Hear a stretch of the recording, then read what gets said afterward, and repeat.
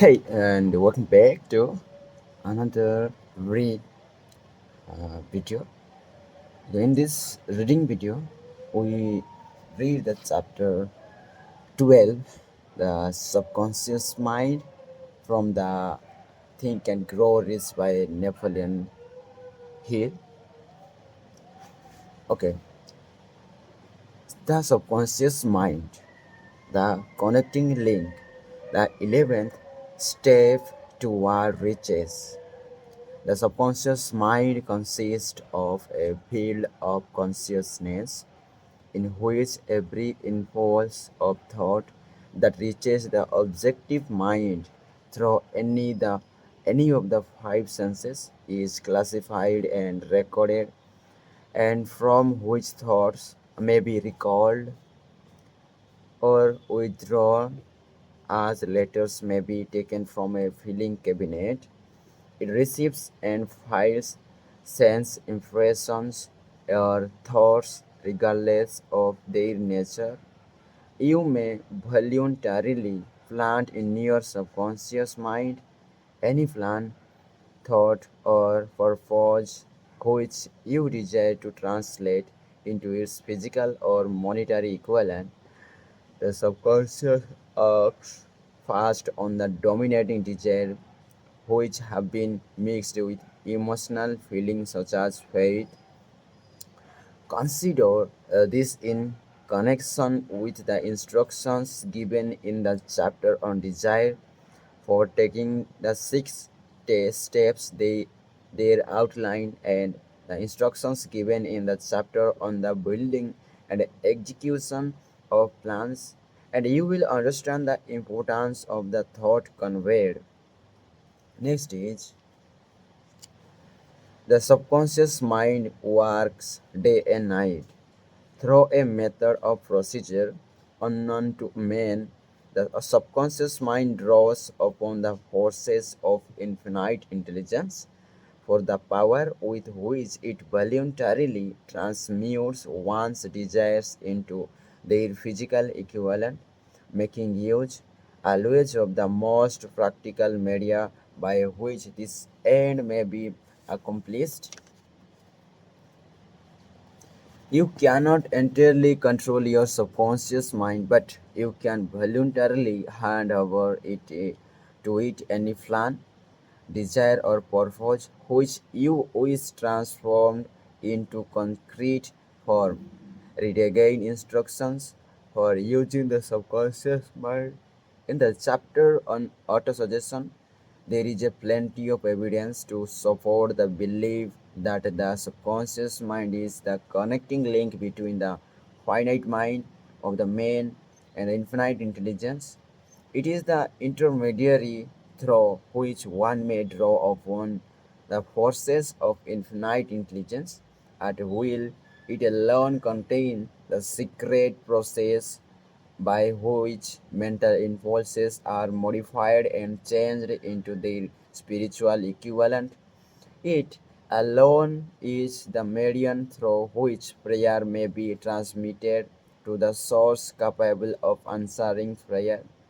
The possibilities of creative effort connected with the subconscious mind are stupendous and imponderable. They inspire one with wave. I never approach the discussion of the subconscious mind without a feeling of littleness and inferiority, due perhaps to the fact that man's entire stock of knowledge on this subject is so pitifully limited.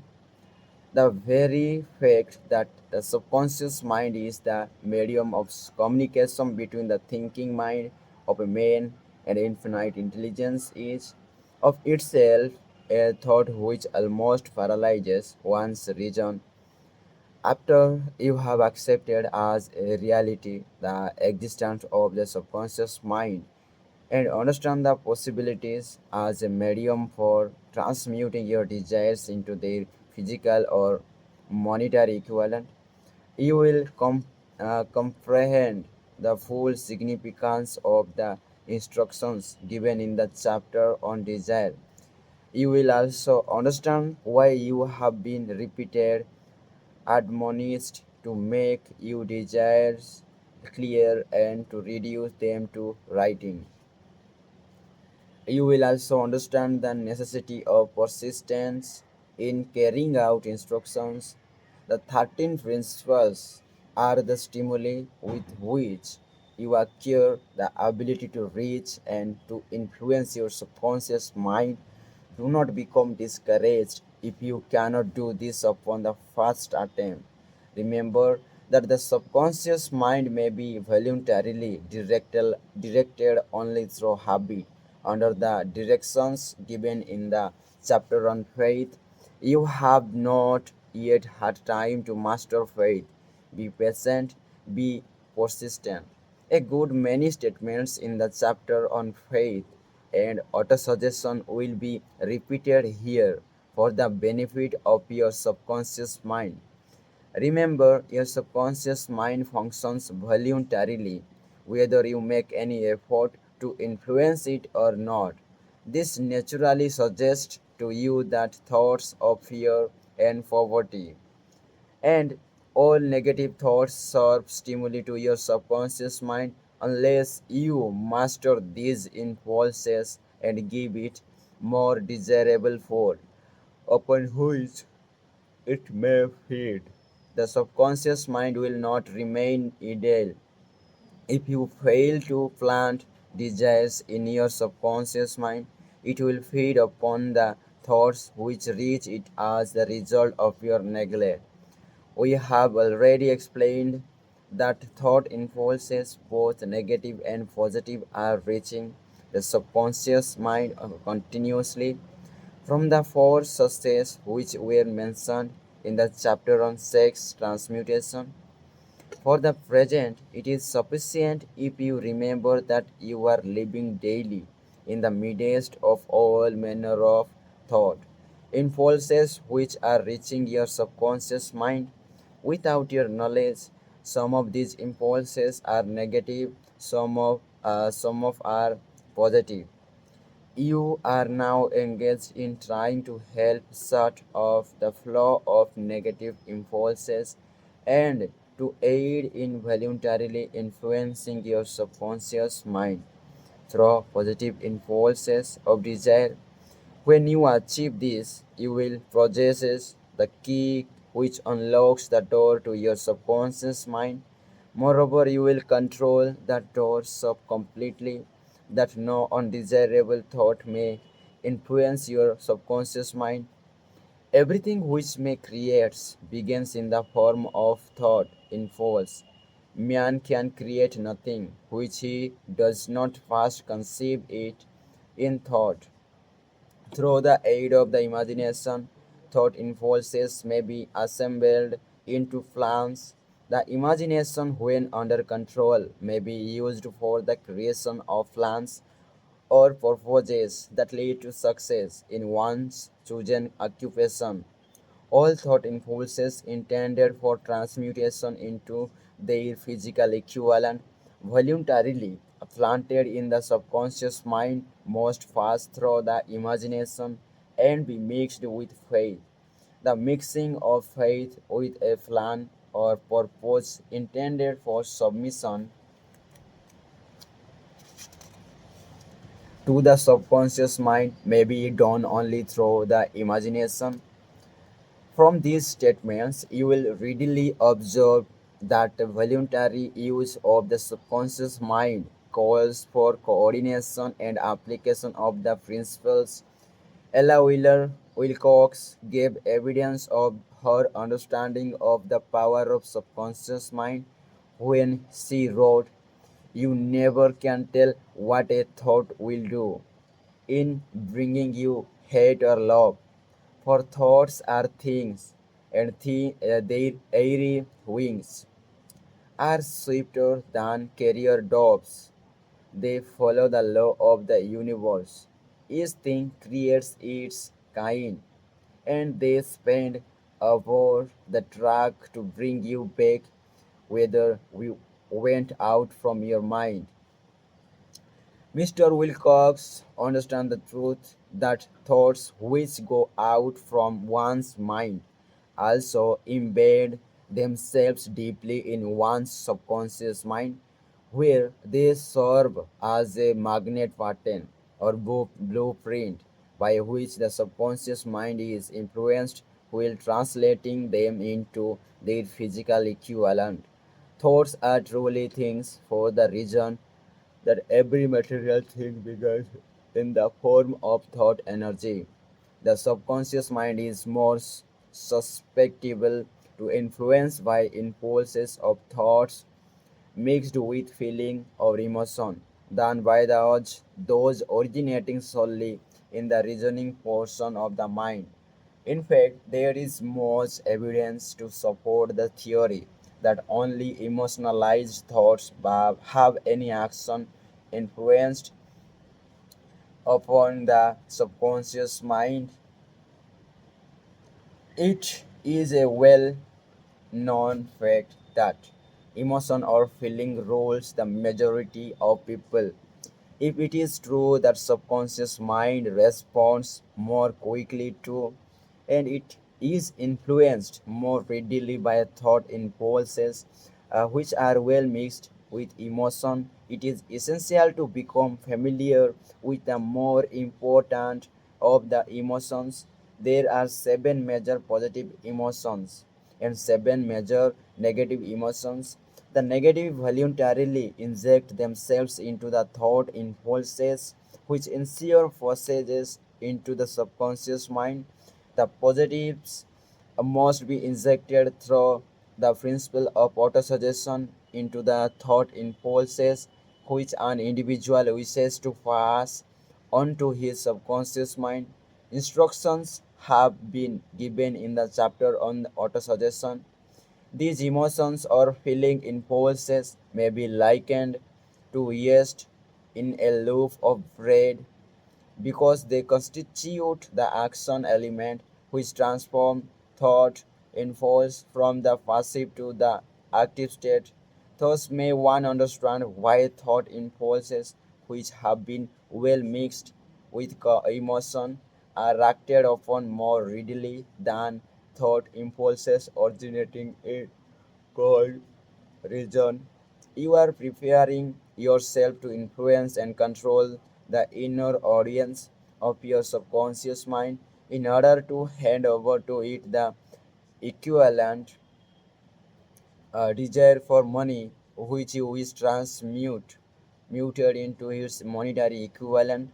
It is essential therefore that you understand the method of approach to this inner audience. You must speak its language or it will not heed your call. It understands best the language of emotion or feeling. Let us therefore describe here the seven major positive emotions and the seven major negative emotions so that you may draw upon the positive and avoid the negative when given instruction to your subconscious mind. The seven major positive emotions: desire, faith, love, sex, enthusiasm, romance, hope. These are the seven major positive emotions. There are other positive emotions, but these are the seven most powerful and ones most commonly used in creative effort. Master these seven emotions, they can be mastered only by use, and the other positive emotions will be at your command when you need them. Remember in this connection that you are studying a book which is intended to help you develop a money consciousness by filling your mind with positive emotions. One does not become money conscious by filling one's mind with negative emotions. There are seven major negative emotions to be avoided. First is fear, second jealousy, and third is hatred, fourth revenge, fifth greed, sixth is superstition, and seventh is anger. Positive and negative emotions cannot occupy the mind at the same time. One or the other must dominate. It is your responsibility to make sure that positive emotions constitute the dominating influence of your mind. Here, the law of habit will come to your aid. Form the habit of applying and using the positive emotions. Eventually, they will dominate your mind so completely that the negatives cannot enter it. Only by the following these instructions literally and continuously can you gain control over your subconscious mind. The presence of a single negative in your conscious mind is sufficient to destroy all chances of constructive aid from your subconscious mind. If you are an observing person, you must have noticed that most people resort to prayer only after everything else has failed, or else they pray by a ritual of meaningless words. And because it is fact that most people who pray do so only after everything else has failed, they go to prayer with their minds filled with fear and doubt, which rare which are the emotions our subconscious mind acts upon and passes on to infinite intelligence. Likewise, that is the emotion which infinite intelligence receives and acts upon. If you pray for a thing but have a fear as you pray, that you may not receive it, or that your prayer will not be acted upon by infinite intelligence, your prayer will have been in vain. Prayer does not sometimes result in the realization of that for which one prays. If you have ever had the experience of receiving for that for which you prayed, go back in your memory and recall your actual state of mind. Feel you were praying, and you will know for sure that the theory here described is more than a theory. The time will come when the schools and educationalist institutions of the country will teach the science of prayer. Moreover, then prayer may be and will be reduced a, to a science when the time comes. It will come as soon as mankind is ready for it and demands it. No one will approach the universal mind in a state of fear, for the very good reason that there will be no such emotion as fear. Ignorance, superstition, and false teaching will have disappeared, and man will have attained his true status as a child of infinite intelligence. If you have already attained this blessing, if you believe this prophecy is far fetched, take a look at the human race in retrospect. Less than 100 years ago, men believed that lightning to be evidence of the wrath of God and feared it. Now, thanks to power of faith, men have harnessed the lightning and the made it turn the wheels of industry. Much less than 100 years ago, men believed the space between the planets to be nothing but the great avoid strength of dead nothing, nothingness. Now, thanks to this same power of the faith, men now know that far from being either dead or a void, the space between planets is very much alive, that it is the highest form of vibration known excepting perhaps the vibration of thought. Moreover, men know that this living, pulsating, vibratory energy which permeates every atom of matter and fills every niche of space, connects every human brain with every other human brain.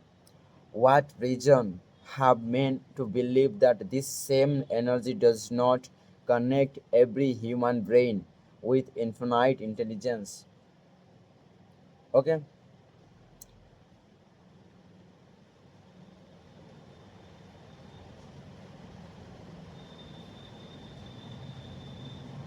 There are no tool gates between the infinite mind of man and infinite intelligence.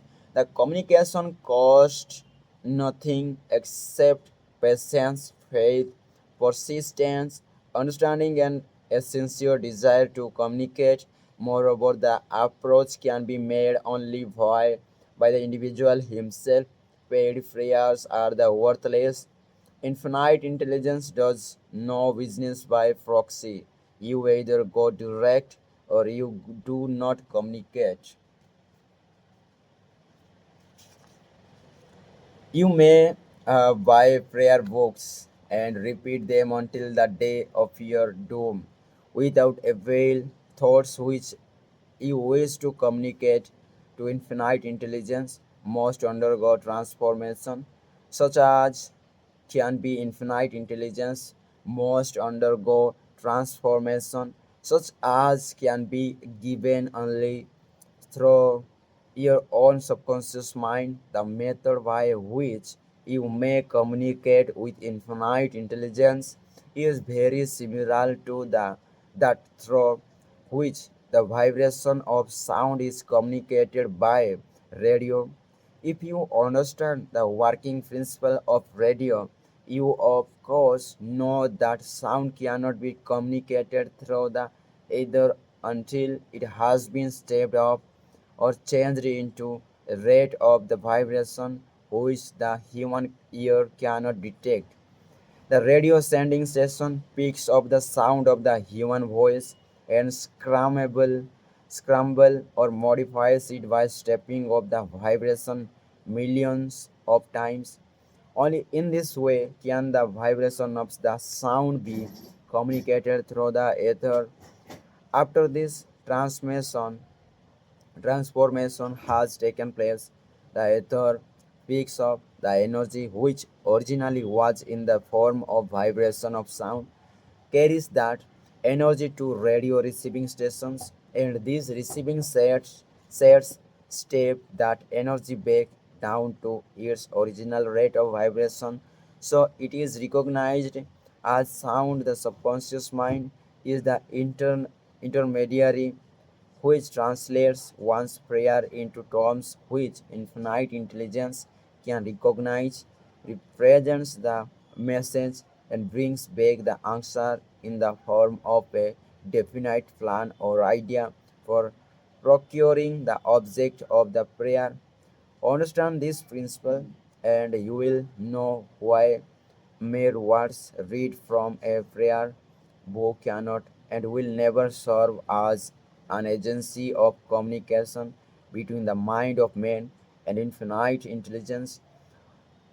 Before your prayer will reach infinite intelligence, a statement of the author's theory only, it probably is transformed from its original thought vibration into terms of spiritual vibration. Faith is only known agency which will give your thoughts a spiritual nature. Faith and fear make poor bedfellows. Where one is found, the other cannot exist. Okay, this is all about in chapter number 12, that is the subconscious mind. Okay, there are seven for the and in this chapter we'll know the seven positive major positive emotions and the major negative emotions.